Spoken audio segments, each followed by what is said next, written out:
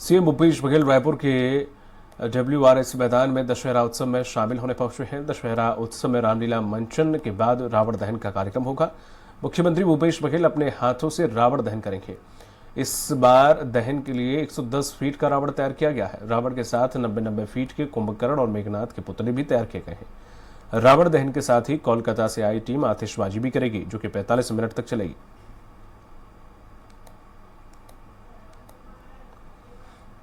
और अधिक जानकारी के साथ मौके पर मौजूद हैं हेमंत शर्मा सहयोगी। हेमंत, तो क्या कुछ तैयारियां की गई हैं, किस प्रकार से उत्सव है? हालांकि विजयदशमी पहला नहीं है, इससे पहले भी होते आए हैं, लेकिन इस बार क्या खास है यहां पर हेमंत?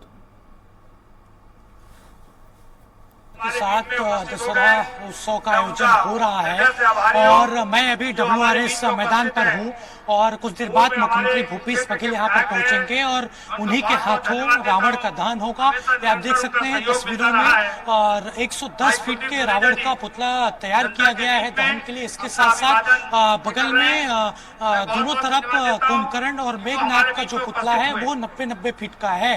मुख्यमंत्री कुछ देर में पहुंचकर यहाँ पर विधिवत तरीके से रावण का दहन करेंगे। और विशेष तैयारियों की बात की जाए, चूंकि चुनाव चल रहा है दीपक, छत्तीसगढ़ में आचार संहिता लगी हुई है, इसलिए थोड़ा आचार संहिता का असर इस पूरे जो दशहरा उत्सव है उसमें देखने को मिल रहा है। इस बार कोई सांस्कृतिक कार्यक्रम नहीं हो रहा है। रामलीला का मंचन यहाँ पर होगा। अलग अलग वेशभूषा में रामायण के जो पात्र हैं उनकी वेशभूषा में यहाँ पर जो कलाकार हैं वो नजर आ रहे हैं। और इसके अलावा इस बार विशेष जो होगा वो कलकत्ता की आतिशबाजी होगी। रावण दहन के बाद लगभग 45 मिनट तक आतिशबाजी का जो आनंद है वो लोग यहाँ पर उठा सकेंगे। कलकत्ता के खड़गपुर से विशेष रूप से इस टीम को बुलाया गया है आतिशबाजी के लिए। और इसके अलावा इस बार थोड़ा रौनक, अगर दशहरे उत्सव के रौनक पर देखा जाए तो असर पड़ा है।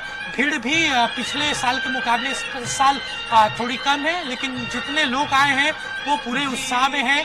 कुछ देर बाद यहाँ पर रावण का दहन होगा और मुख्यमंत्री भूपेश बघेल न सिर्फ WRS बल्कि शहर के कई जो इलाके हैं वहाँ पर भी दशहरा उत्सव में शामिल होंगे। इस तरीके से पूरे उत्साह के साथ दशहरा उत्सव यहाँ पर मनाया जा रहा है। ये देख सकते हैं जो प्रत्याशी हैं उत्तर विधानसभा के कुलदीप जुनेजा, वो यहाँ पर पहुंचे हैं, लोगों से अभिवादन वो ले रहे हैं, लोगों से मुलाकात कर रहे हैं।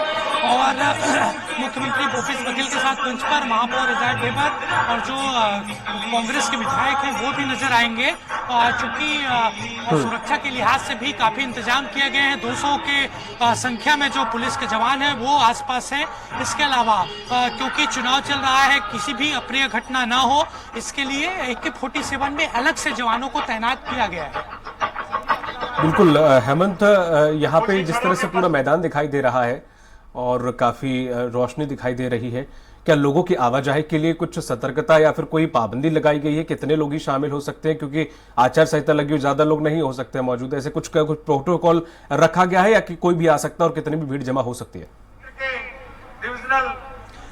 देखिए दीपक, पाबंदी भीड़ को लेकर नहीं लगाई गई है, ना इसको लेकर कोई पहले से कुछ निर्देश जारी किया गया था। लेकिन आचार संहिता के चलते जो आयोजन का स्वरूप है उसको बस छोटा किया गया है। सांस्कृतिक कार्यक्रम का आयोजन नहीं हो रहा है। किसी भी तरीके से जो DJ है उसका यहाँ पर संचालन एक तरीके से नहीं किया जा रहा है। शांतिपूर्वक तरीके से दशहरा का आयोजन रायपुर के इस ग्राउंड पर हो रहा है, WRS ग्राउंड पर हो रहा है।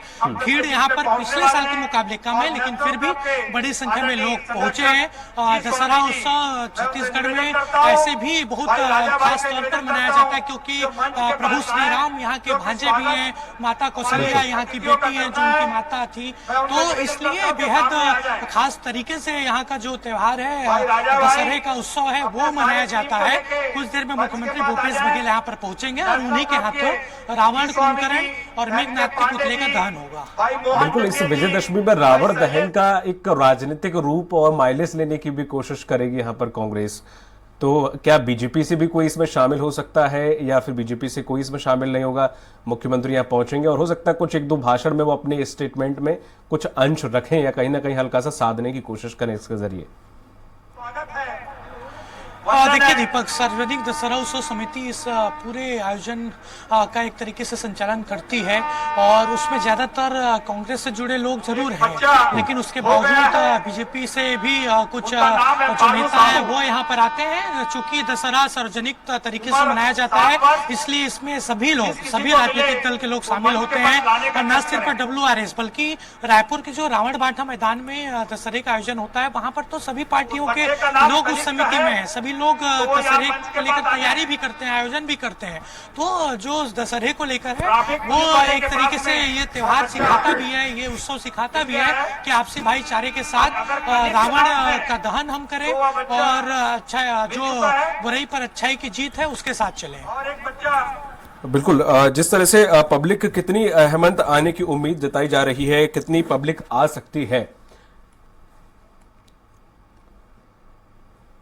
बड़ी संख्या में यहाँ पर पहुंचे हैं। पिछले साल के मुकाबले जरूर जनसंख्या में यहाँ पर कमी आई है। मैं कैमरामैन को बोलूंगा कि तस्वीर यहाँ पर दिखाएं।